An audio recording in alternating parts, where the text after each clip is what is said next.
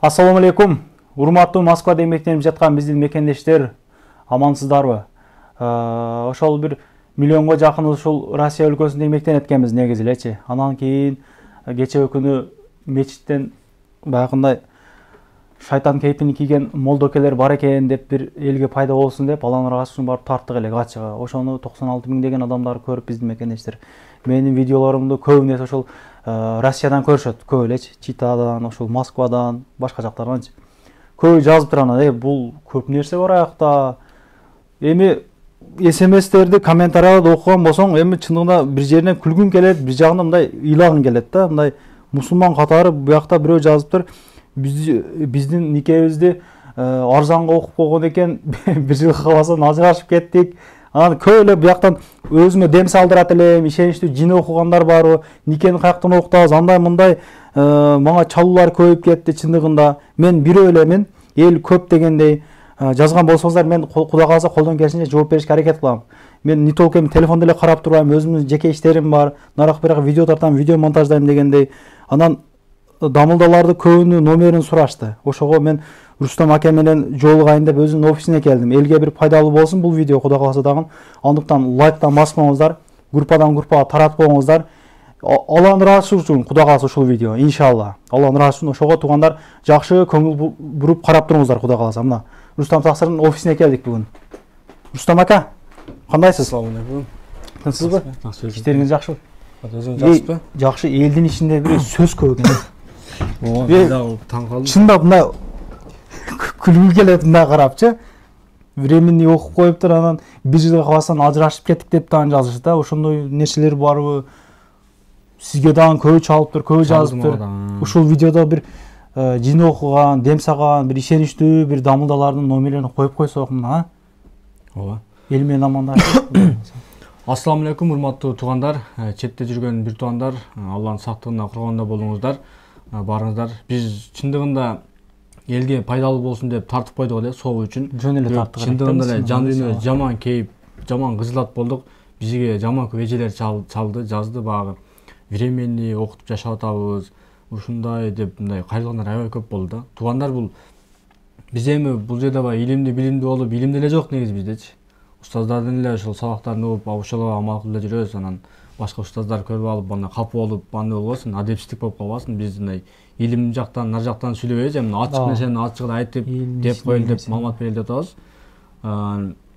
Эжелер чалып алып, жанагы временни нике деп ушундай кыйдырганбыз деп жашап жүргөндөр аябай көп экен. Просекмирадан кыйдырган болгон. Просекмирадан кыйдырганбыз деп акча берип, ар кандай маселелер менен ушундай жашагандар көп экен. Туугандар, бул временни нике жок шариатта. Устаздар канча айтты, Раматул Чубак устаз канча айтты. Бул баары арам, зынага кирет деп. Ошон үчүн мындай кылбаңыздар туугандар, бул арамдан алыс болуңуздар. Бул временни никеде арам нерседе бул береке болбойт, тапканыңызда береке болбойт. Ар дайым проблема чыгат, чыр чыгат, талаш чыгат, уруш чыгат.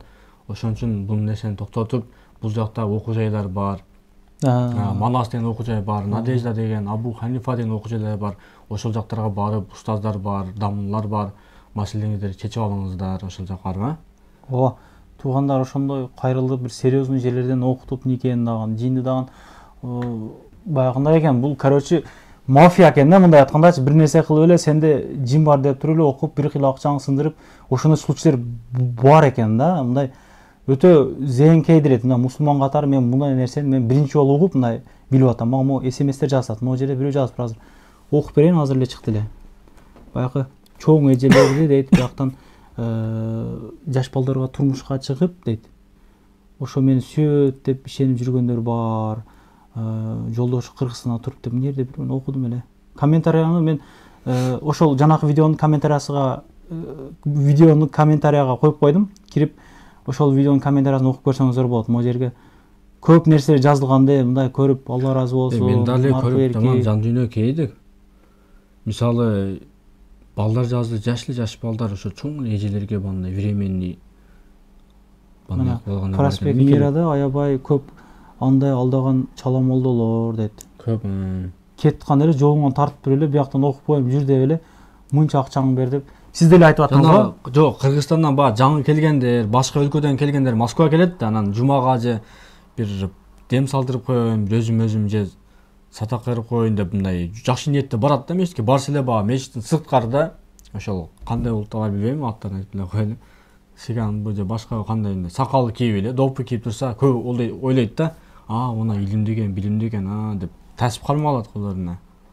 Барат, кармайт аны. Мында кайттан, сенде проблема бар дейт да. Же болбосо баягы дем салдырганы немер кетет да, кетканы билет, олар билет да, эмне келтканын, мечитке неге барат. Көпчүлүгү намаз окуганы эме кылбайт да, дем салдырганы. Барат, анан мында кайттан дем салдырганы дейт да, ооба десем, бас дейт сразу. Акча бересиң дейт. Ошонолордун айынан анан бул жакта көп жаман көрүнөт да, молдолор бандайлар, булар ставка коюп алган, булар мындай кылып алган, никеге дагы деп. Ошондой деп ойлойт да. Анан бизди Кыргызстандын агайын эле көрөт, мисалы, эже карындаштардын көбү иштен ишке чачкан эжелер көп. Мен жаман деп анан кийин бир балесине калып кетпейин. Жакшы адамдар көп. Эми жамандаган болот экен, ошолор жөнүндө сүйлөп атабыз биз. Анан бул жерден оле бул эле жазып жүрбөңүздөр. Временный нике арам, Аллах жазасын берсин, көрүп турат деп жазыптыр.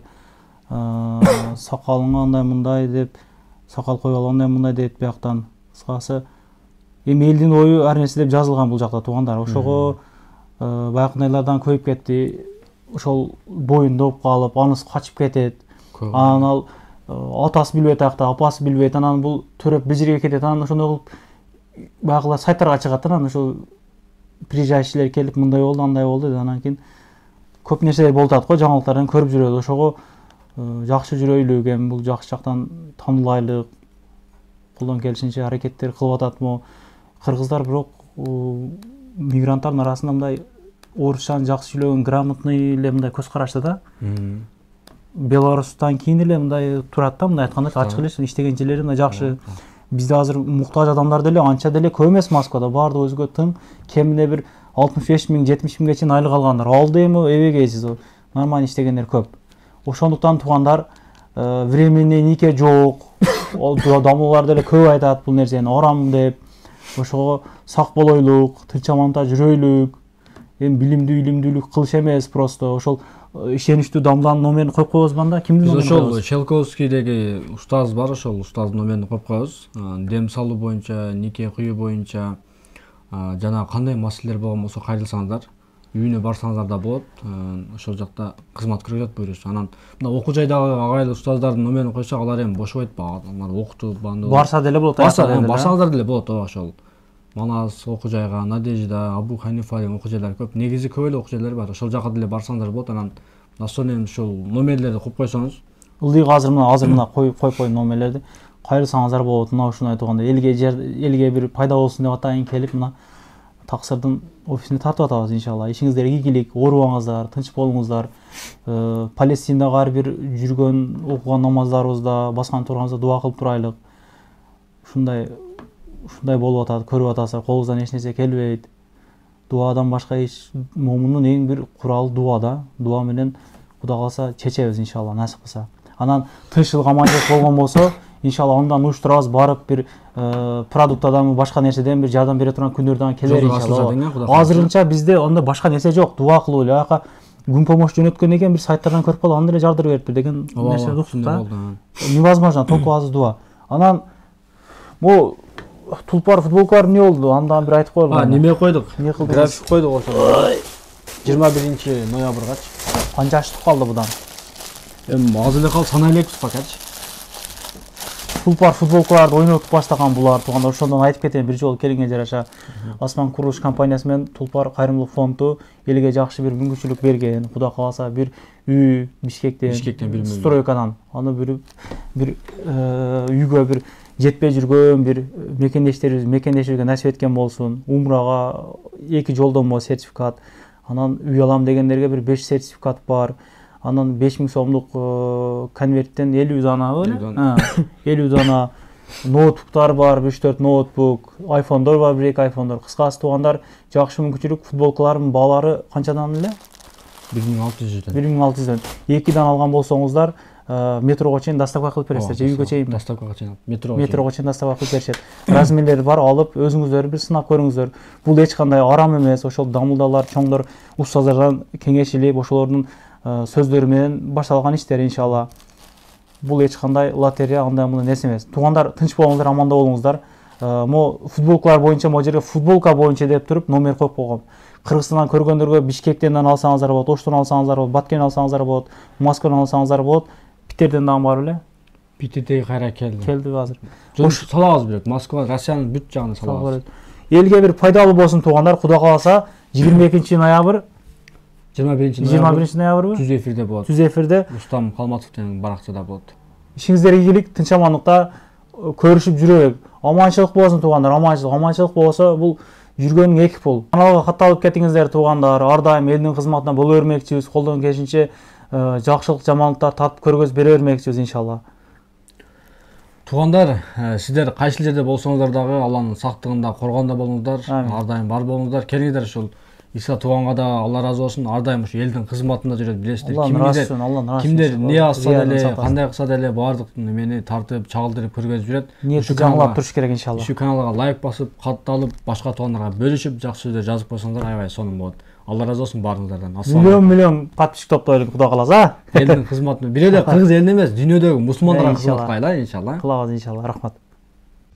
Туугандар, анан дагы кимдир бирөөлөрдө кирди чыкты маселелер болуп издеп аткандар болгон болсо, ишеничүү адамдар таппай аткандар болгон болсо, мен сүйүнөган номерлерин коюп койгомун. Дакан Сайдайт кеңинен 3 ай коюп берет, чыкпай туруп Чорныйдан базадан текшерип берет. Альфардтар менен кенен кесир барып келесиздер. Номерлерин коюп койдум ушул жерге. Сүйүн кирди чыкты деп.